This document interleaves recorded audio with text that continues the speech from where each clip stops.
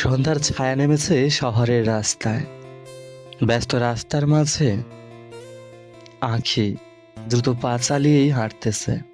তার চোখে রাগের আগুন। পেছন থেকে পা মিলিয়ে চলছে অয়ন, যেন কিছু বলবে, কিন্তু দ্বিধায় পড়ে যায়। অবশেষে আঁখি হঠাৎ থেমে দাঁড়ায় এবং ঘুরে দাঁড়িয়ে বলে, এই, আপনি আমার পিছু নিচ্ছেন কেন? কাকে বলছেন? এখানে আপনাকে ছাড়া আর কাউকে দেখছি না তো। না, আপনি একটু থামুন। কেন থামবো? আমি আপনার সামনে যাব, তাহলে আপনার পিছু নিতে হবে না। আপনার সাহস তো কম নয়। আমি আপনার খাই না পড়ি যে আপনি যা বলবেন তাই শুনতে হবে? তা আপনি আমায় খাওয়ান না পড়ান। রাজ থেকে আপনার বাবার? অসভ্য ছেলেরা সুন্দরী মেয়ে দেখলেই পিছু নেয়। হ্যালো, কে বলল আপনি সুন্দরী? আয়নায় মুখ দেখেছেন? আমার পাড়ার রোজিনাও আপনার চেয়ে ভালো দেখতে। দুজনেই ক্রমশ রেগে যায়। কথার ঝাঁজ বাড়তে থাকে, কিন্তু কারো মুখে হাসি চেপে রাখতে কষ্ট হচ্ছিল। দুজনেই গম্ভীরভাবে এগিয়ে যায়, একে অপরকে এড়িয়ে চলতে চায়, কিন্তু ভাগ্য যেন ঠিক করে রেখেছিল অন্য কিছু। কিছুক্ষণ হাঁটার পর দুজনে এক রেস্তোরাঁয় প্রবেশ করে। মেয়েটি বসেই অর্ডার দেয়। এক প্লেট ফুচকা দিয়েন তো। ছেলেটি পাশের টেবিলে বসে বলে, আমাকেও এক প্লেট ফুচকা দিন। মেয়েটি বিরক্ত হয়ে তাকায়। আপনার কি একদমই নিজের পছন্দ বলে কিছু নেই? ছেলেটি মুচকি হেসে বলে, ঠিক আছে, আমিও এক কাপ কফি নেব। মেয়েটি বিরক্ত হয়ে চোখ বড় বড় করে তাকায়। তারপর ফোন বের করে কাউকে কল দেয়। অবাক করার মতো ব্যাপার ঘটে। ছেলেটির ফোন বেজে ওঠে। দুজনেই অবাক হয়ে তাকায়। আপনি এখানে কেন? আপনিই বা এখানে কেন? যার আসার কথা সে এলো না কেন? মানে? মানে আমি যার সঙ্গে দেখা করতে এসেছি সে আপনার মতন বদমেজাজি নয়। হ্যালো, মুখ সামলে কথা বলুন।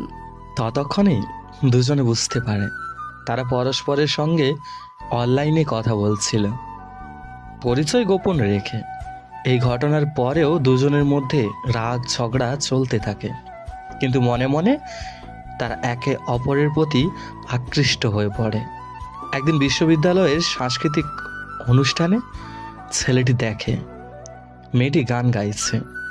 তার কণ্ঠের মায়ায় যেন ছেলেটি হারিয়ে যায়। এতদিনের রাগ ঝগড়া ভুলে যায় সে। গান শেষ হওয়ার পর ছেলেটি এগিয়ে এসে বলে, তুমি এত সুন্দর গান গাও, আগে জানতাম না। তোমার জানারও প্রয়োজন ছিল না। কিন্তু এখন তো জেনে গেছি। আমি চাই তুমি আমার জীবনের গান হয়ে যাও। মেয়েটি এক মুহূর্তে চুপ থেকে বলে, তুমি সত্যি কি বলতে চাও, নাকি শুধু ঝগড়ার প্রতিশোধ নিতে চাও? আমি আমার মনের কথা বলছি, আমি তোমাকে ভালোবাসি। মেয়েটি একটুখানি হেসে বলে, তাহলে একটা কথা দাও, তুমি আমাকে কখনো একা ছেড়ে যাবে না। ছেলেটি তার হাত ধরে বলে, তোমাকে ছাড়া বাঁচতে পারবো না। তুমি আমার জীবনের সবচেয়ে সুন্দর অধ্যায়। সেদিনের মতো আর কোনো ঝগড়া হয়নি, শুধু হৃদয়ের নীরব ভাষা তাদের মিলিয়ে দিল চিরকালের জন্য। অয়ন আর আখির প্রেমের যেন এক নতুন রঙিন গল্পের সূচনা। ওদের মধ্যে ঝগড়া তো আগেও ছিল, কিন্তু এখন সেই ঝগড়ার মাঝেও এক ধরনের মিষ্টি রোমান্স লুকিয়ে থাকে। একে অপরকে টিজ করা, রাগ দেখানো, আবার একটু পরেই নিজে থেকেই মানিয়ে নেওয়া, এটাই যেন ওদের ভালোবাসার ভাষা হয়ে উঠেছে। একদিন বিকেলে ক্যাম্পাসের পাশেই সেই পরিচিত রেস্তোরাঁয় বসে আঁখি আর অয়ন গল্প করছিল। হঠাৎ আঁখি একগাল হেসে বলল, আচ্ছা অয়ন, বলো তো, তুমি যদি হুট করে উধাও হয়ে যাই, তুমি কি করতে? অয়ন হাসতে হাসতে বলল, কোথায় যাবে? তোমার মতন ঝগড়টো মেয়েকে তো আর কেউ পারবে না। দ্যাট সিরিয়াসলি বলছি, ধরো আমি যদি বিদেশ চলে যাই কিংবা না, এই নিয়ে কোনো কথা হবে না। তুমি আমায় ছাড়া কোথায় যাবে? অয়ন হুট করে রেগে আখির হাত চেপে ধরল। আখি ওর চোখের দিকে তাকিয়ে বুঝতে পারলো ছেলেটা ওকে হারানোর ভয় পাচ্ছে।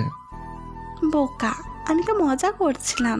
তবে যদি কিছু করতে হয় তাহলে আগে কেরিয়ার করতে হবে, বুঝেছো? অয়ন একটা দীর্ঘ শ্বাস ফেলে বলল, সেইটাই তো। তোমার বাবা মা যদি আমাদের সম্পর্ক মেনে না নেয়। আখি চুপ হয়ে গেল। ও জানতো ওর পরিবার খুবই রক্ষণশীল। ওরা কখনো চায় না মেয়ে প্রেম করে বিয়ে করুক। আর অয়নের তো লেখালেখির ফ্যাশন থাকলেও ও এখনো আর্থিকভাবে তেমন শক্ত স্থানে নেই। আমাদের তো লড়তে হবে একসাথে। কিন্তু কিভাবে? প্রথমত তুমি তোমার কেরিয়ারের দিকে মন দাও। আমি আমার লেখালেখিকাকে অন্য উচ্চতায় নিয়ে যাব। তারপর তোমার বাবার সামনে গিয়ে বলবো আমি তোমার মেয়েকে ভালোবাসি আর ওকে ভালো রাখতে পারবো। আখি একটু হেসে বলল, বেশ তো বড় কথা বলছো, সব কিছু সত্যি করে দেখাও দেখি। চ্যালেঞ্জ? চ্যালেঞ্জ? অয়ন এখন আরো বেশি পরিশ্রম শুরু করলো। ওর গল্পগুলো এখন দেশের বড় বড় পত্রিকায় ছাপা হচ্ছে। ওর প্রথম বই প্রকাশিত হওয়ার খবর শুনে আখি তো খুশিতে আত্মহারা। অয়ন, তুমি পারবে অয়ন। আমরা পারবো আখি। ওদের স্বপ্ন ধীরে ধীরে গড়ে উঠতে থাকলো। এদিকে আখি নিজেও কেরিয়ারের জন্য অনেক পরিশ্রম করতে লাগলো।